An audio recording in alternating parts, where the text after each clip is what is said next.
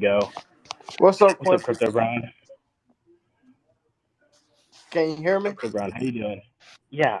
Pretty good, pretty good. I appreciate you bringing me up here. And yeah, the Twitter Spaces does be tripping sometimes. So I also host Twitter Spaces, so it's like sometimes like you could go in and out and they can't hear you, or you won't be able to go Yeah. on. I've seen a lot of glitchiness with this, so I'm like, it's glitchy. But then, like, literally everybody I know is like, what do you mean, dude? Spaces is right there. So, yeah, I've seen the glitchiness all over the place. It sucks. And I think that's just a part of just, like, it being an innovative technology. Right. So that's going to be the case. But, yeah, it kind of just annoyed me because I was like, I want to, like, host conversations. What's the dealio? And I already know what's going to happen, too, because after this ends and then the space is over, I'm going to have to do this whole thing again just to start another one. But just to answer your question, like the future of crypto, I really do believe like right now we are in a historic moment. Like for people who are new into cryptocurrency and never understood what was the Swift banking system. A lot of people still doesn't know that, Quincy. Like they don't know what is behind the Swift system with XRP and such. You know? It's actually funny that you say that because I think one thing that really and sort of something that I've kind of been kind of like formulate my mind around is before we even start getting into what's going to replace the Swift system, let's dive into what did the Swift system replace? You know what I mean? Like, and people are like, you've probably seen the news kind of lately, like people talking about the Swift system in Russia and all that, and kind of just like the kind of like the modern resurgence. But Swift is really sort of the digitization of the manual banking system in a sense. And Right. Swift sort of emerged because of that. And sort of what we're looking at here, just like you said, is a historic moment where we're seeing it either further, more secure, more reliable digitization of the transfer of assets, wealth, money, whatever you have it. And yeah, it's interesting to think about it because every time I think of everything in crypto too, usually the first thing I try to think about, and one thing I try to sort of like encourage people to think about is before we start going into what we're innovating, let's just start thinking about what we're replacing in a sense. And it actually Right. becomes significantly easier to convince people to get into crypto once you start breaking down the nuances of how kind of really a lot of these technologies, or at least a lot of these finance technologies, haven't really changed since the 80s. It's just that they've got a new coat of paint over them. And the protocols are fundamentally the same at the ground level, and it kind of makes things sort of slow, but mostly just inefficient, or at least not as efficient as things could be. And it's funny too, because I would even say that crypto doesn't even have to be the answer, but because there hasn't been an answer, crypto is the best answer. You see what I mean? Right, right. And then also, with Ukraine shutting down the banks and shout out to the people that is in Ukraine, prayers to you guys. And I just it's like, now people can't take their money out the banks. And it's not like they have control over their money. And this is why digital currency is just it's just so much powerful. Now we're sending Tether to Ukraine to help them out with the war.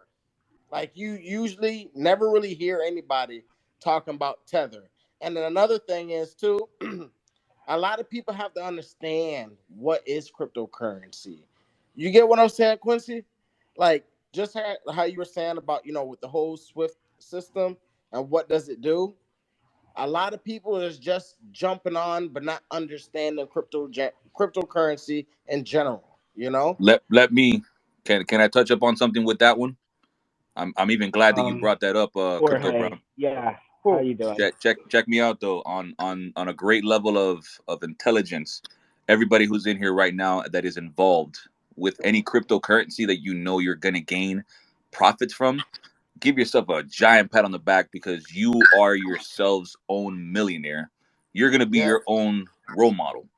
Um, this platform, as well as all the other platforms that allow us to buy these cryptocurrencies, those are going to be the next new, I guess, stepping stones for what we're going to do after that. The Swiss system, that shit's gone completely. It's just a matter of time before it becomes an official thing. He mentioned XRP.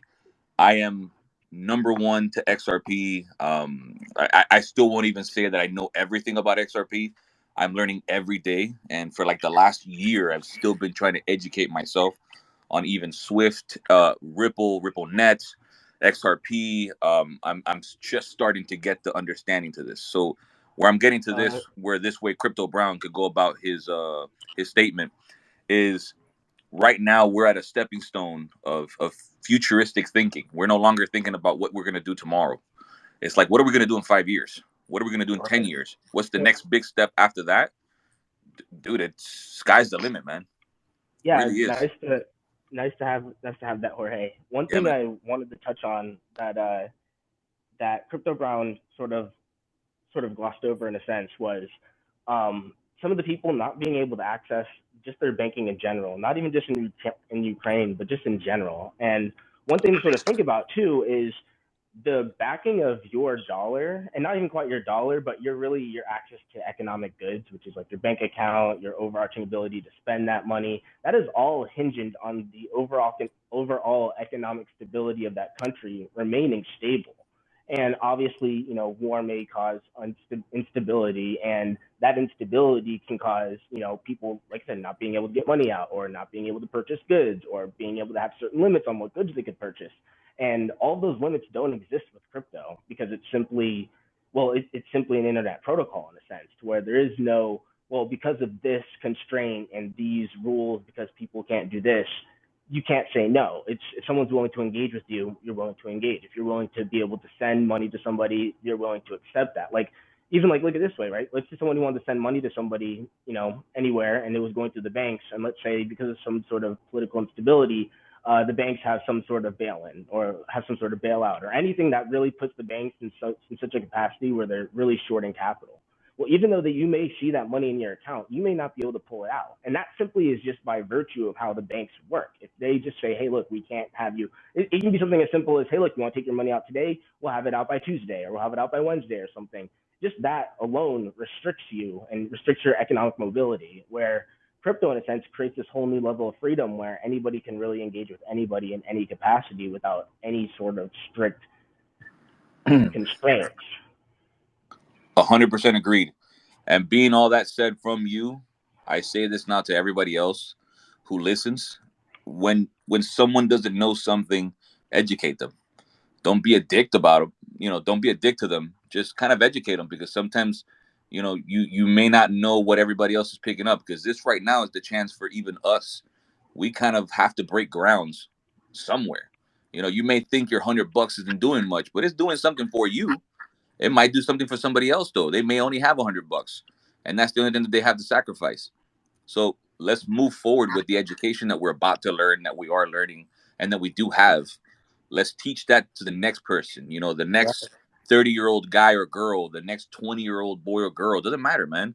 Someone to know what we know right now, the much information that we have gathered, is better for them to have that too, for their future. Because at the same time, we're not about to all become something and just Jorge? watch everybody else flourish away. It's not fair, especially in a system that we know we Jorge, can have an upper hand. is it cool if I bring other people up? Oh, go ahead, brother. Do it. Appreciate it. All right, thank you.